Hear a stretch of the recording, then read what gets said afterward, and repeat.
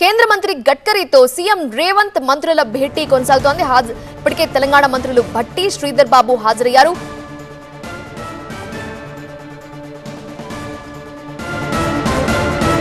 ఆర్ఆర్ఆర్ ప్రాజెక్టుకు సంబంధించి utility charges అంశాన్ని కేంద్ర మంత్రి దృష్టికి తెచ్చినట్టుగా తెలుస్తోంది. హైదరాబాద్ విజయవాడ జాతీయ రహదారిని 6 లేన్స్ గా విస్తరణపై కూడా చర్చించారు. పెండింగ్ లో ఉన్న 16 రాష్ట్ర రహదారులను జాతీయ రహదారులుగా మార్చడం పైన కేంద్ర మంత్రికి విన్నవించారు.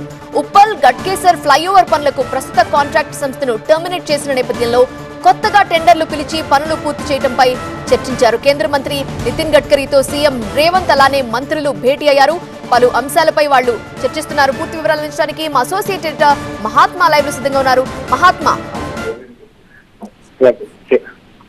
కేంద్ర రోడ్డు రవాణా రహదారుల శాఖ మంత్రి నితిన్ గడ్కరీతో తెలంగాణ రాష్ట్ర ముఖ్యమంత్రి అలాగే మరికొంతమంది మంత్రులు డిప్యూటీ సీఎం భట్టి విక్రమార్క, రోడ్లు భవనాల శాఖ మంత్రి కోమటిరెడ్డి వెంకటరెడ్డి, శ్రీధర్ బాబు వీళ్ళంతా కూడా సమావేశమయ్యారు. ఈ భేటీకి ఉన్న ప్రాధాన్యతను మనం చూసుకుంటే కనుక గత 2-3 రోజులుగా తెలంగాణలో అనేక రోడ్డు ప్రాజెక్టులకు సంబంధించిన అంశాలను కేంద్ర మంత్రి దృష్టికి తీసుకెళ్లారు. అందులో ముఖ్యంగా హైదరాబాద్ నగరం చుట్టూత ఏర్పాటు చేయనున్న రీజనల్ రింగ్ రోడ్ ప్రాజెక్ట్ ఒకటి. ఆ రీజనల్ రింగ్ రోడ్ ప్రాజెక్టు గత ప్రభుత్వ హయాంలో యూటిలిటీ ఛార్జెస్ ని భరించే విషయంలో దానికి కొంత బ్రేకులు పడ్డాయి. కానీ ప్రస్తుతం తాము యూటిలిటీ ఛార్జెస్ ని చెల్లిస్తామంటూ ఈ రాష్ట్ర ప్రభుత్వం ముందుకొచ్చింది. ఆ తర్వాత క్రమంలో రాష్ట్ర ప్రభుత్వం ఆర్థికంగా కొన్ని ఇబ్బందులు ఎదుర్కొంటుందన్న విషయాన్ని చెప్పినప్పుడు కేంద్ర మంత్రి నితిన్ గడ్కరీ ఆ యూటిలిటీ ఛార్జెస్ ని సైతం కేంద్రమే భరిస్తుంది అంటూ ఆయన ముందుకొచ్చారు. మొత్తంగా ఈ ప్రాజెక్టు ప్రారంభమవుతున్న నేపథ్యంలో దానికి సంబంధించిన చర్చ జరపడం కోసం ఈ నేతలందరూ వచ్చినట్టుగా మనకు ఒకటి అర్థమవుతుంది. మరొకటి హైదరాబాద్ విజయవాడ ఈ రహదారి ప్రస్తుతం 4 వరుసలుగా ఉన్నప్పటికీ ట్రాఫిక్ రద్దీ చాలా ఎక్కువగా ఉంటుంది.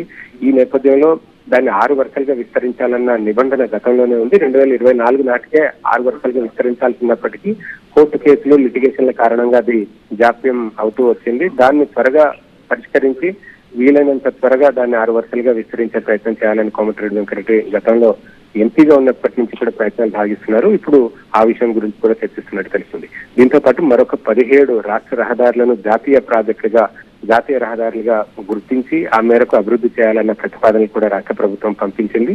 అలాగే రోడ్డు రవాణాకి సంబంధించిన ఇంకా అనేక ఇతర ఇష్యూస్ అన్నింటినీ కూడా కేంద్ర మంత్రితో చర్చించి వీలైనన్ని ఎక్కువ ప్రాజెక్టులను తెలంగాణకు మంజూరు చేయించుకోవాలన్న ప్రయత్నంలో భాగంగానే ముఖ్యమంత్రితో పాటుగా ఈ భేటీ జరుగుతుంది. 2 రోజుల క్రితమే కోమటిరెడ్డి వెంకటరెడ్డి కలిశారు.